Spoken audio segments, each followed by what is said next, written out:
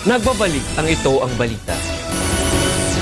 Sama-samang nilinis ng mga volunteer mula sa Members Church of God International o MCGI at UNTV ang ilang eskwelahan sa Central Luzon at Negros Occidental bilang pakikiisa sa Brigada Eskwela ng Department of Education o DepEd. Ito ang balita ni Primrose Gilaran. Full force ang volunteers ng Members Church of God International at UNTV sa ikalimang araw ng Brigada Eskwela ng Department of Education. Sa Bulacan, 4 na paaralan ang sama-samang nilinis at kinumpuni sa San Jose del Monte, Marilao at Paumbong sa Bulacan.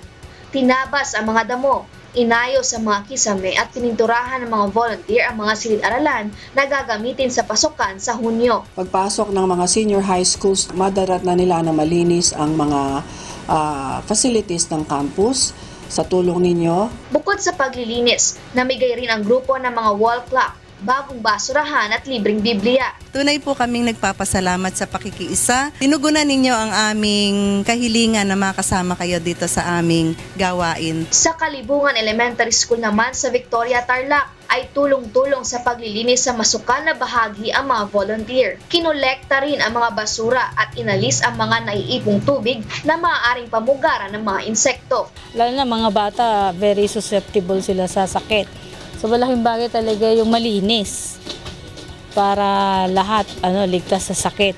Sa bahagi naman ng Nueva Ecija ay binungkal ng mga volunteer ang mga damuhan sa Camp Tinio Elementary School upang gawing vegetable garden. Sa Brilliant Montessori School naman ay mahigit 200 silya ang pininturahan at pinutol ang mga nakalaylay na mga sanga ng mga puno. Sa Negros Occidental naman ay 7 eskwelahan ang pinagtulungang linisin ng UNTV at MCGI volunteers, kaya laking pasasalamat ng mga guro. Lubos kami nagpapasalamat sa volunteers ng Inky TV at saka yung dating daan dahil naging bahagi sila ng nasyonal na programa ng Brigada Eskwela 2016. Ang Brigada Eskwela ay proyekto ng DepEd na layuning maihanda ang mga paaralan sa buong bansa para sa muling pagbubukas ng pasukan sa Hunyo.